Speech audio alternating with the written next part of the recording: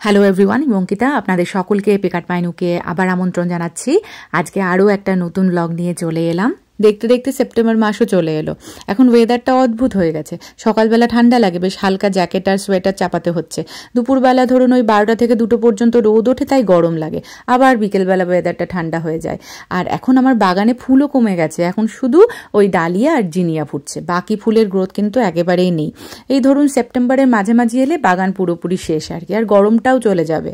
School join করার পর থেকে এই উইকডেজগুলো কীভাবে চলে যাচ্ছে বুঝতেও পারছি না।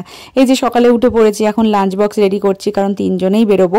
আজকে নীলাদ্রিও অফিস যাচ্ছে, তো আমার আর নীলাদ্রিটা আমি কাচের কন্টেনারে নিয়ে নিয়েছি, কারণ আমাদের ওখানে মাইক্রোওভেন আছে, আমরা গরম করে নিতে পারবো। কিন্তু পেখম তো পারবে না, সেই জন্য পেখমের খাবারটা গরম করে আমি ছোট্ট ওই যে নীল রঙের যে কন্টেনারটা দেখতে পাচ্ছেন তার মধ্যে দেবো, কারণ ওতে গরম থাকে, বেশ অনেকক্ষণ গরম থাকবে খাবারটা। আজকে ফ্রাইড রাইস করেছি, কালকে রাত্রেই করে রেখেছি। আমি আগেও আপনাদের বলেছি যে যখন একটু সময় সাপেক্ষ রান্না থাকে সেগুলো আগের দিন রাত্রেবেলায় আমি রেডি করে রাখি। হ্যাঁ, রুটি বা পরোটা এসব করতে হলে পরের দিন সকালে উঠে করে নিই গরম গরম। তবে এই ধরনের খাবার থাকলে আগে রাতে করে রাখলে আমার সুবিধা হয়। এই যে পেখমের খাবারটা এই কন্টেনারটাতে রেখে আমি টিফিন বক্সে দিয়ে দিলাম। টিফিনটা কিন্তু পুরো শেষ করবি স্কুলে যখন হবে। হ্যাঁ, শেষ, কারণ আজকে অনেকক্ষণ থাকতে হবে। দরকার হলে সুইমিং যখন হয়ে যাবে তখন বসে থাকবি, যখন গ্যালারিতে তখন খেয়ে নিবি খিদে পেলে, ঠিক আছে? আমাদের এখন সকালকার রুটিনটা হয়েছে, এই যে পেখম বেরিয়ে গেল। পেখমের বাস ধরুন ওই 6:45-7টার দিকে আসে বাস স্টপে। ওদের বাসটা ঠিক রওনা হয় আর আমি বেরোই, কারণ বাস দাঁড়িয়ে থাকলে আমাকেও দাঁড়িয়ে থাকতে হবে, সেজন্য বাসটা বেরিয়ে যাওয়ার পরে আমি বেরোই। আর আমি বেরোনোরও আরও 1-1.5 ঘন্টা পরে নীলাদ্রি বেরোয়। আমার যেহেতু 6:15টার মধ্যে স্কুলে ঢুকতে হবে, সেই জন্য আমি বাড়ি থেকে ওই ধরুন 6:45-এর দিকে বেরোই।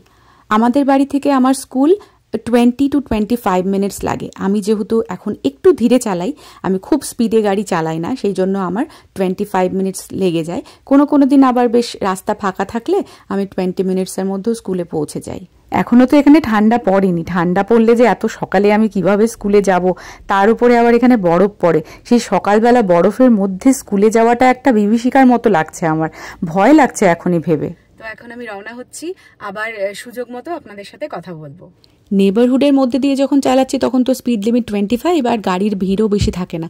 তবে মেন রোডে যখন উঠি তখন গাড়িও কিন্তু প্রচুর থাকে, কারণ অফিস টাইম, তার সাথে স্পিড লিমিটও 45 থেকে 50 হয়ে যায়। বাড়ি থেকে স্কুলে আসার পথে বেশ কয়েকটা বড় রাস্তা আমাকে ক্রস করতে হয়।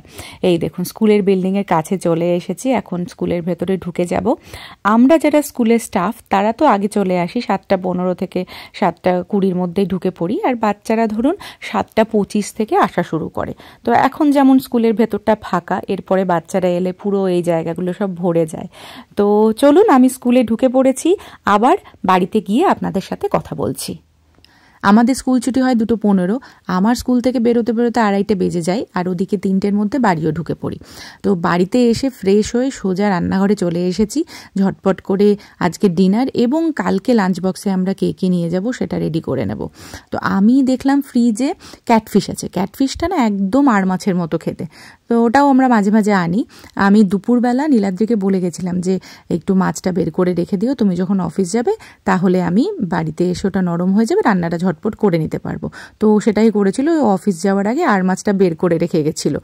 তো যাই হোক, সেই মাছ দিয়েই আজকে রান্নাটা করব। পটল দেব, বেগুন দেব আর আলু দেব, তার সাথে লঙ্কা চিড়ে দেবো, কারণ এটা একদম হালকা পাতলা ঝোল করব। তবে এই ক্যাটফিশটা না একটু রিচ করে, মানে পেঁয়াজ রসুন দিয়েও করা যায়। আমি আজকে আর করছি না, আমি একটু হালকা পাতলা করেই খেতে ভালোবাসি। এদিকে দেখুন মাছের পিসগুলোকে আমি নুন হলুদ মাখিয়ে তেলের মধ্যে দিয়ে ভেজে নিচ্ছি। এই ক্যাটফিশটা আমি এখানকার একটা মেক্সিকান দোকান থেকে নিয়ে আসি, ওখানে বাফেলো ফিশও পাওয়া যায়, এবং বাফেলো ফিশ, ক্যাটফিশ এগুলো না এখানকার মাছ জন্য অনেক ফ্রেশ হয়, মানে দিনের দিন কেটেই ওরা বিক্রি করে। আর আমাদের যেগুলো মাছ ধরুন রুই মাছ, ইলিশ মাছ বা অন্যান্য যেগুলো মাছ যেগুলো বাংলাদেশ থেকে আসে কিংবা ইন্ডিয়া থেকে আসে, সেগুলো কিন্তু এতটা ফ্রেশ হয় না, ওগুলো অনেক দিন ধরে ফ্রোজেন হয়ে থাকে। এরপরে আমি সবজিগুলোকেও হালকা করে ওই সেম তেলেই ভেজে নিলাম। তারপরে একটা বাটিতে আদা বাটা, জিরে গুঁড়ো, ধনে গুঁড়ো, লঙ্কা গুঁড়ো, হলুদ গুঁড়ো একটু জল দিয়ে ভালো করে মিশিয়ে আমি তেলে ছেড়ে দিলাম। তার আগে আমি একটু জিরে ফোড়ন দিয়ে দিয়েছি। মশলাটা যখন কষে আসবে তখন এর মধ্যে আমি টমেটো দিয়ে সেটাকেও ভালো মতো কষিয়ে নেব। টমেটোগুলো যখন নরম হয়ে যাবে তখন এর মধ্যে গরম জল দিয়ে খুব ভালো করে ঝোলটাকে ফুটিয়ে নেব। এবারে ভাজা মাছগুলো দিয়ে দিলাম, ভাজা সবজিগুলো দিয়ে দিলাম, লঙ্কা চেরা দিয়েছি, একটু ধনে পাতাও ছড়িয়ে দিয়েছিলাম শেষে।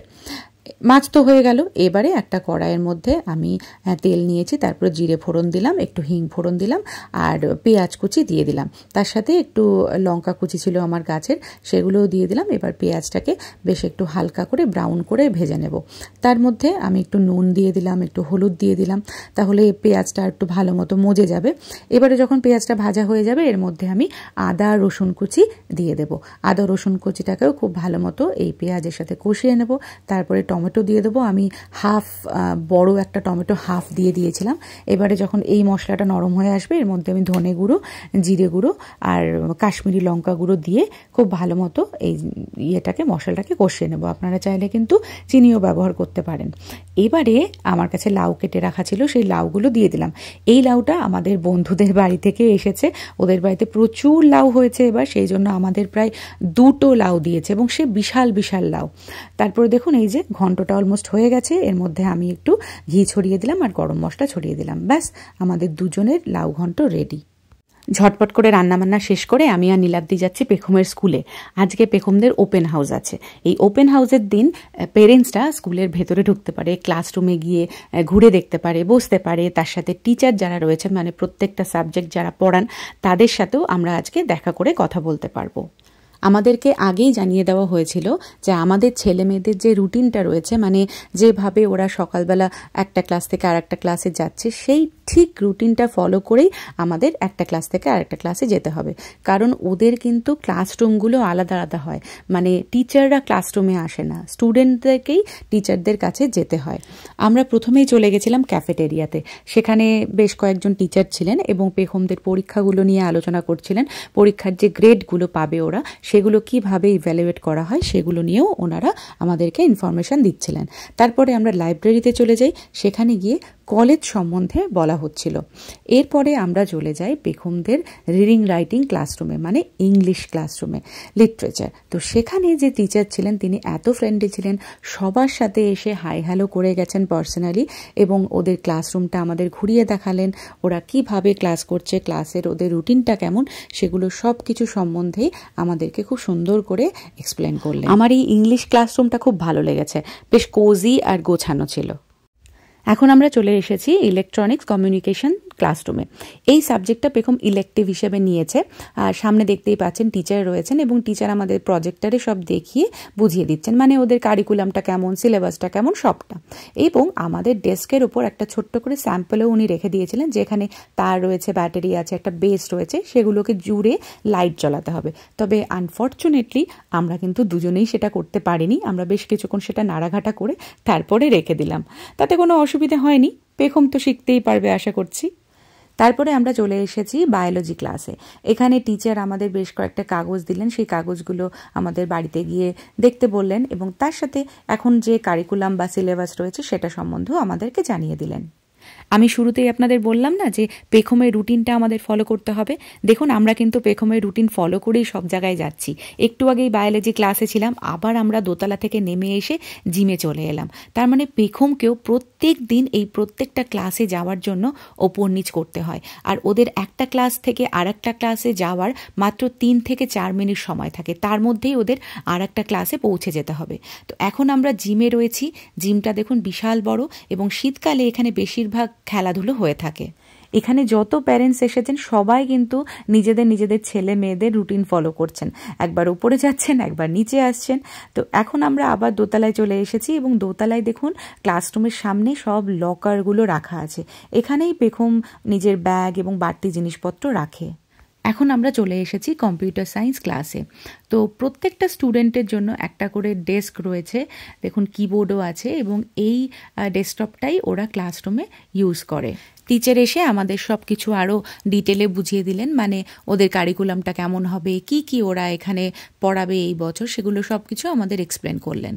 সবার শেষে ম্যাথ ক্লাসে চলে এলাম। ম্যাথ টিচারের সাথে দেখা করে আমরা সোজা বাড়ির জন্য রওনা হয়ে গেলাম।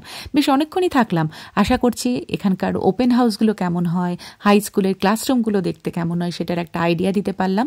তো চলুন, নতুন ব্লগে খুব শিগগিরই আবার দেখা হবে। ততদিন সকলে ভালো থাকুন, সুস্থ থাকুন, আবার আসবো ফিরে। বাই।